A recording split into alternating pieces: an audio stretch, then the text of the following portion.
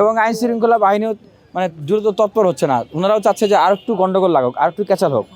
এই যে পরিস্থিতিগুলো, এগুলো আসলে দেশের পরিস্থিতিকে উত্তপ্ত করা, শিক্ষাঙ্গনগুলোকে অস্থির করে তোলা এবং ছাত্র সংসদের নির্বাচন, সেই নির্বাচনগুলোকে বানচাল করা না হওয়া। আর ঢাকা বিশ্ববিদ্যালয় ডাকসুর জন্য পুরোপুরি শঙ্কামুক্ত না। এখন মানে যে কোনো সময় যে কোনো একটা ইস্যু, ছোট ইস্যু হলেও সেটাকে ধরেই একটা বড় ধরনের পরিস্থিতি তৈরি করার জন্য বিভিন্ন ধরনের কার্যক্রম চলছে। দেখুন, মোটা দাগে এটা সবাই বুঝতেছে যে চট্টগ্রাম বিশ্ববিদ্যালয়ের এখন যে অবস্থা, এখন কিন্তু চাকসু নির্বাচনের পরিস্থিতি আছে নাই। তার মানে কি, চাকসুর জন্য কিন্তু সেখানে ছাত্র অধিকার পরিষদের নেতৃবৃন্দরা সহ সেখানকার সচেতন শিক্ষার্থীরা কিন্তু আন্দোলন করে আসতেছিলেন। ঠিক এই মুহূর্তে যখন চাকসু দিতে বাধ্য, ঠিক এই মুহূর্তে একটা মানে এমন পরিস্থিতি তৈরি করা হলো যেই পরিস্থিতির কারণে এখন চাকসু সম্ভব না।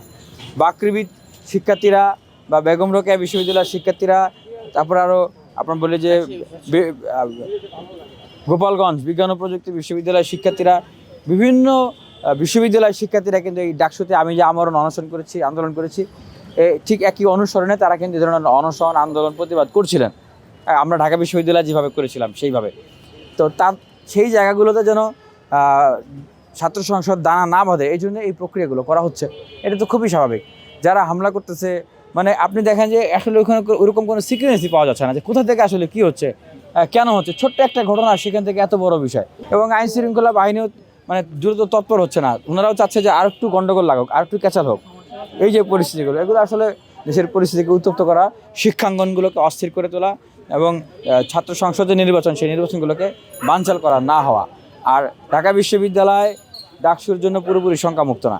এখন মানে যে কোনো সময় যে কোনো একটা ইস্যু, ছোট ইস্যু হলেও সেটাকে ধরেই একটা বড় ধরনের পরিস্থিতি তৈরি করার জন্য বিভিন্ন ধরনের কার্যক্রম চলছে।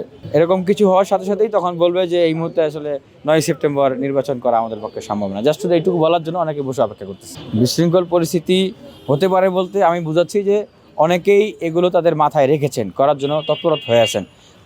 ককটেল ফুটিয়েছে না, কারা ফুটিয়েছে বলেছে বিশ্ববিদ্যালয় প্রশাসন, ঠিক এইভাবে। তবে আমি যেটা বিশ্বাস করি, এই শিক্ষার্থীরা, ঢাকা বিশ্ববিদ্যালয়ের শিক্ষার্থীরা স্নাইপারের সামনে নিজেদের বুক পেতে দিয়েছেন অধিকারের জন্য, ঠিক তাদের বিশ্ববিদ্যালয়কে রক্ষা করার জন্য, আগামী দিনের স্বপ্নকে, বিশ্ববিদ্যালয়কে বিনির্মাণ করার জন্য, নিজেদের অধিকারকে প্রতিষ্ঠা করার জন্য ওনারা সচেতন থাকবেন এবং তৎপর থাকবেন। এই ধরনের পরিস্থিতি যারাই তৈরি করার চেষ্টা করবেন তাদেরকে এই ব্যালটে উপযুক্ত জবাব দিবেন। আরেকটা শেষ প্রশ্ন বলি, সেটা হচ্ছে যে জুলাই গণঅভ্যুত্থানের শক্তি যারা ছিল তাদের মধ্যে বিপিন ছিলেন অন্যতম। তো হঠাৎ করে তার উপর হামলা, এবং আরেকটা বিষয় হচ্ছে যে ওই যে বিভিন্ন বিশ্ববিদ্যালয়ের উপরে যে শিক্ষার্থীর উপর হামলা, এটা আসলে মানে কিসের? এটা আসলে একটা সিকোয়েন্স, এটা একটা মেসেজ দেওয়া রাজনৈতিক দলগুলোকে এবং দেশে একটা অস্থির পরিস্থিতি তৈরি করার একটা পায়তারা। ধন্যবাদ।